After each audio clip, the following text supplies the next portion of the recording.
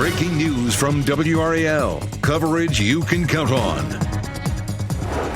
Breaking right now at 6, minivan and slingshot. A driver is in custody after a crash in Durham. The new information from police in the last 30 minutes. And Imelda continues to travel northward, and it's going to make that right turn away from the Carolinas. Still, we're going to see some rain. It will affect your commute this morning. I'll show you. And we are monitoring road conditions. The WRAL storm tracker capturing a little bit of rainfall this morning. What you need to know before the Monday morning commute. Plus, mass shooting developments. Today, we'll learn more about people killed in Southport after a man opened fire from a boat. The court appearance and visit from the governor we are monitoring today.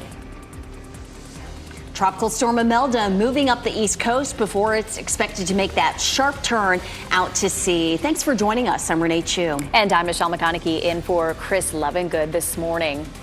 This morning, we have team coverage as we track the tropics. And the biggest impacts will be rough surf at the coast as you look live over Wilmington this morning. Meteorologist Elizabeth Gardner has new information about the storm's track from the National Hurricane Center in just the last couple of minutes, Elizabeth. Yeah, this is the 5 o'clock advisory, and no real changes here. It will move northward as a tropical storm, and then by tomorrow starts to make that right turn, being pulled out to sea by huge Hurricane Umberto. And we'll talk about how that happens coming up. But definitely good news for us. Of course, big changes over the last 3 days or so, because on Friday it looked like that storm might make landfall in the Carolinas, and it continues to move away and away and away. That's good news. In the meantime, we do have a flow of tropical moisture that's coming in, not necessarily associated with Imelda, but you can see it's becoming a little bit more widespread. We check out dual Doppler 5000 radar. We're seeing that up and down the I-95 corridor. Not as much of that north and west of Raleigh, but some scattered rain from Fayetteville back over through the Sandhills. A little bit of light rain showing up here in Wake County and down toward Clayton and Johnston County. It jumps up to about 70% mid-morning, and then through the afternoon, it's about a 60% chance. We are also expecting to see rainy conditions for tomorrow. How much rain total? We're looking at probably anywhere from a half an inch to an inch of rain. That's going to be the average that we'll end up seeing, and that means we're not likely to see flooding for our area, fortunately. So Imelda moves up past Florida and then makes that big old right turn as Umberto tugs it out to sea. In Goldsboro right now, we're looking at temperatures in the mid to upper 60s. Our dew points are in the mid 60s. Our highs will be in the low 70s. We'll see some wind along with this, especially tomorrow. I'll show you how much we could see. Elizabeth, checking the morning commute this morning. Right now, it's a quiet start, but we do have the WRAL storm tracker out on the roads this morning. Let's check in with Allie Cadleburn, photographer Michael Joyner. So tell us what you're seeing out your window right now, Allie. Again, we are on I-40 eastbound. We are going south in Garner, and right now we are seeing some lighter rain, just a little shower right here. We are using those windshield wipers, but we have made that stretch from I-40 near RDU all the way down here, and it was off and on with showers, bigger raindrops, nothing too large or concerning, but definitely using those windshield wipers off and on. The roads don't look wet right now, and so we aren't seeing any slick roadways, traffic flowing as normal. Of course, we're going to keep you updated throughout the morning, Ken. We appreciate that. And, you know, if we can't stress enough, we'll probably leave the house a little sooner than usual just to be on the safe side because of these wet road conditions that we might be seeing throughout the morning. Right now, though, a live traffic map from Wendell to Raleigh, Durham, Chapel Hill showing nothing but green, so which is really good news. You're getting ready to head into the car, though. Tune us in on the radio. We'll keep you updated as you drive to your destination. 101.5 HD3. Ken, thank you. Breaking news. Within the last 90 minutes, Durham police told us a driver is in custody after this crash between a minivan and a slingshot. You're looking at video from the WRAL Breaking News Tracker. You can see the three-wheeled vehicle, that slingshot, and the minivan being loaded onto a tow truck. This happened near the intersection of Mineral Springs Road and Freeman Road. The driver of the slingshot was injured. We're working to learn the charges the minivan driver may face and the condition of the other driver. Well, turning back to the tropics now, North Carolina started preparing for the worst case scenario long before we knew what the storm would do. WRAL's Laura Levine outside Wake County Emergency Management Headquarters this morning. Laura, Imelda could bring heavy rain here and dangerous waters to our coast. Yeah, Michelle, good morning. Now, here at Wake County Emergency Management, their downtown office, they've been making those preparations for days now. And although Tropical Storm Imelda, the impacts of this storm have lessened to central North Carolina, they say that they will not let their guard down. So the governor has declared a state of emergency. And what this does is really eliminate some of that red tape that is making it more easier to get resources and relief out to those who need it the most after a storm passes. The state has assembled 11 swiftwater rescue crews with more than 100 personnel, 2 urban search and rescue specializing in building collapses, and nearly 400 state National Guard soldiers are also on standby. What is the worst, what is the best case, and what is the most likely? And we plan for those scenarios just to make sure that we're ready. And over the weekend, I spent some time with the North Carolina American Red Cross, where they were coordinating some efforts here in Raleigh, deploying people out across the state. They have about 120 volunteers activated for this storm. Laura Levine, WRAL News, live in Raleigh. And now is a good time to get prepared with the WRAL weather app. You can track tropical models and read a Q&A about the upcoming tropical system written by our meteorologist. The app is free to download from your phone's app store. Today, we're expecting new developments after that mass shooting in Southport that left 3 people dead and 5 others hurt. The suspect in that shooting, 40-year-old Nigel Edge, has his first court appearance this afternoon. Governor Josh Stein will be in Southport this afternoon as well to join city leaders and law enforcement officers who responded. American Fish Company, the waterfront restaurant at the center of the shooting, is closing indefinitely. That's according to a Facebook post. Police say Edge, who lives on Oak Island, used a short-barreled AR rifle fitted with a suppressor, folding stock, and scope to shoot from his boat. Investigators call his attack both targeted and highly premeditated. After the arrest, the SBI searched his home and vehicles, recovering several weapons. Investigators say Edge claims to be a combat veteran with PTSD. Oak Island police revealed they've had many encounters with him in the past. Some minor contacts over the years, but nothing significant in his past, which would give us any indication that he was capable of such horror. The thread that connects everyone who's a victim in this case to this point just appears to be a love of having a good time and enjoying all that Southport has to offer. There's a growing memorial outside American Fish Company. The police chief says many of the victims were from out of state. So far, their names have not been released. Oak Island's police chief says Edge frequently hung out on their pier. He has filed numerous lawsuits against the town and police department within the last couple of years. More charges are pending against Edge. Governor Stein also posted this statement about the victims. He says, Anna and I pray for their families and friends. Southport is a small but strong community. May we all come together to support them as they heal from this horrific shooting. WRAL will have a news crew in Southport this afternoon to cover the governor's visit. This morning, Raleigh members of the Church of Jesus Christ of Latter-day Saints are mourning after a devastating attack on a church in Michigan. 4 people were killed when the church was shot into and set on fire yesterday morning. 2 people were shot, 2 were found inside the church. At least 8 others were hurt.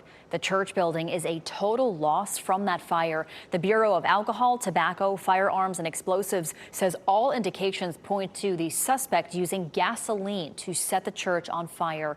40-year-old Thomas Sanford is accused of ramming his car into the front door of the church shortly before 10:30 a.m. yesterday, then opened fire on congregants.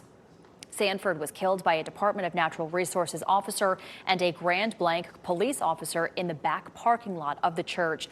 Sanford was a Marine, and his last assignment was at Camp Lejeune back in 2008. Raleigh members of the church say they are feeling the pain in the community all the way from here. Because we have other members in other places, it's very easy to be connected to those events. And so as a church, we rally around each other, we support each other, both those that are here in the Raleigh area as well as those around the country. And attacks like these have opened the door for more conversations about security in churches. Local security expert Patrick Field says he understands it can be hard for places of worship to make those changes. Unfortunately, when you're in a church setting, a lot of people have a tendency to believe that they're in a church of, God and Christ, that they're protected. But unfortunately, that's not the case any longer. Investigators could not confirm how many people are still unaccounted for, but there are people still missing. The FBI is investigating the attack in Michigan as a targeted act of violence.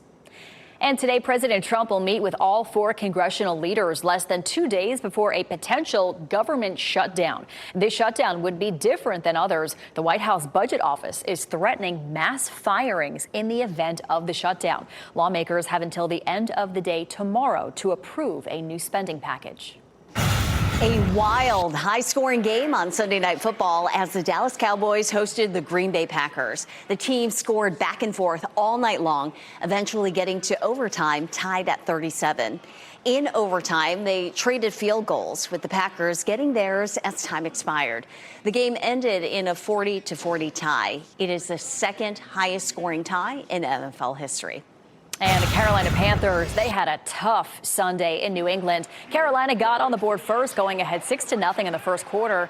After that, it was all Patriots. Former UNC quarterback Drake May led them to 42 points in a row. New England ended up beating Carolina 42-13. The Panthers will be back home next week hosting the Miami Dolphins. And you can get a look at the Dolphins tonight. They'll host the New York Jets on Monday Night Football. Kickoff is at 7:15 on ESPN.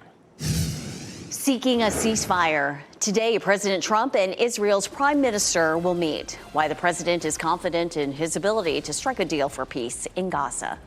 Plus, a stowaway found dead, a body found in the landing gear of a plane where Charlotte airport authorities say that plane arrived from.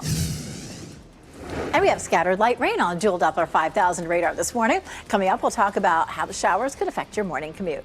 As you get into your car, tune to WRAL News Plus on your radio. In Raleigh on 99.3 FM. In Durham, 96.5 FM. And everywhere on 101.5 HD3.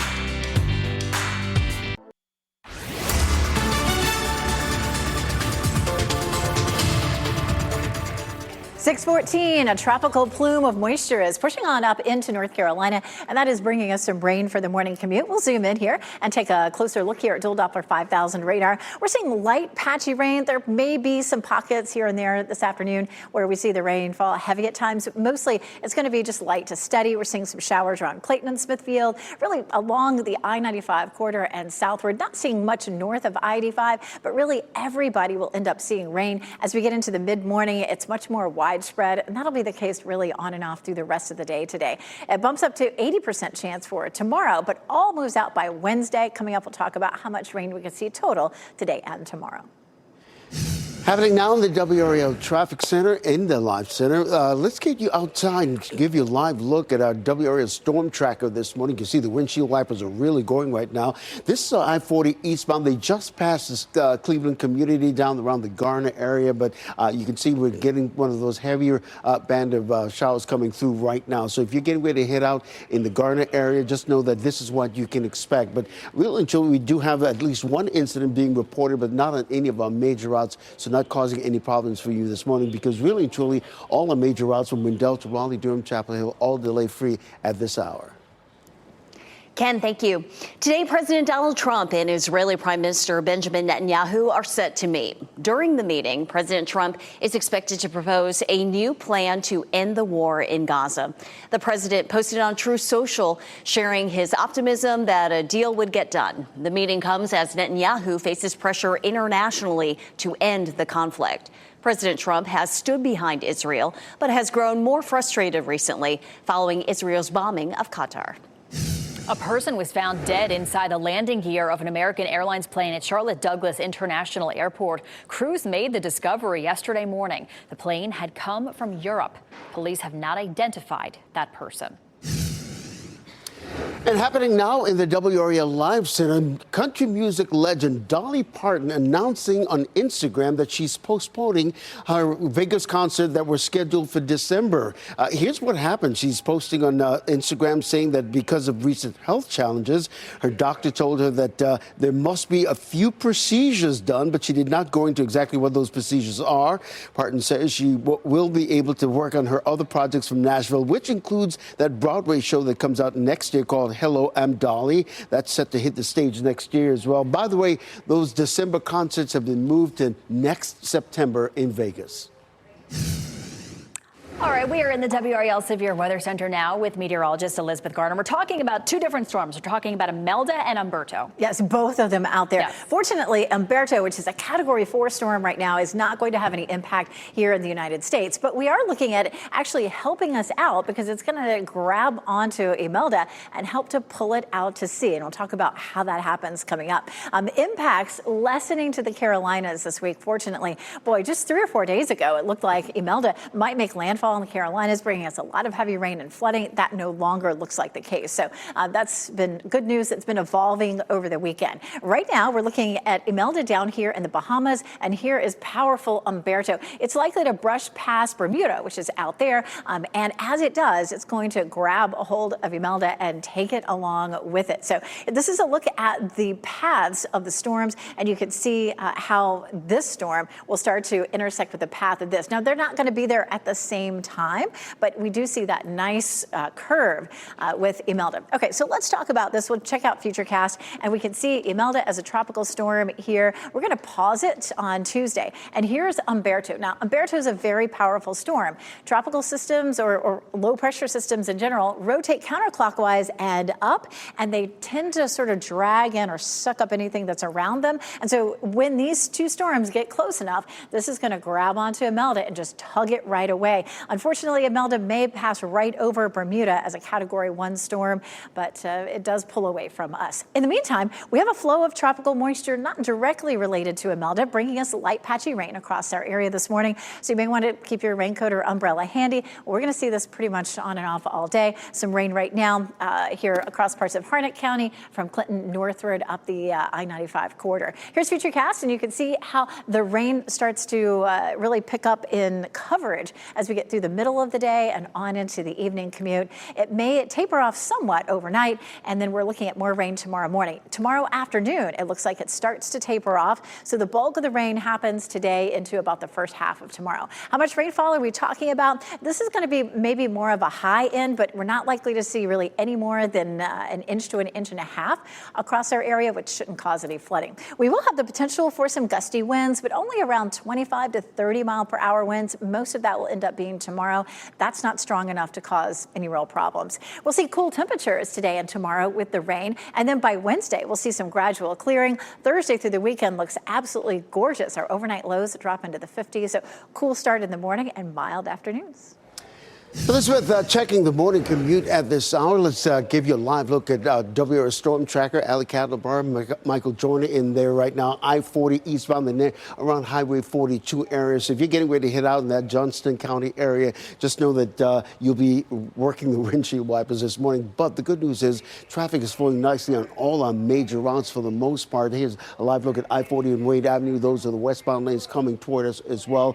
Of course, here at I-40 in South Saunders, similarly, those westbound lanes coming toward us, the eastbound lanes moving away from us. So basically right now the rain showers are not affecting your morning commute. So that's the good news to report. You're getting ready to head out the door though. Traffic can change constantly. 101.5 HD3.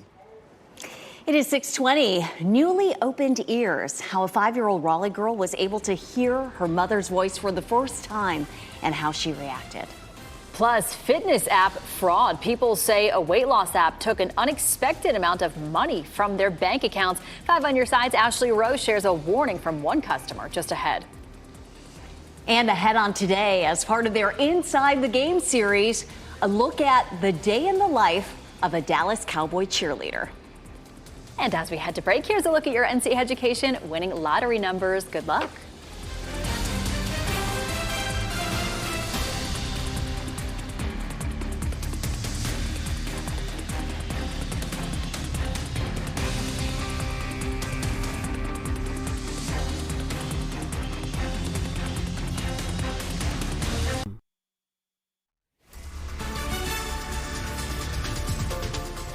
And this is a live look from the WRAL Storm Tracker. We are tracking a wet morning across the area from Tropical Storm Imelda. This is a live look at I-40 in the Garner area. Ahead, meteorologist Elizabeth Gardner will show us how the tropical activity will impact our weather for the next 48 hours.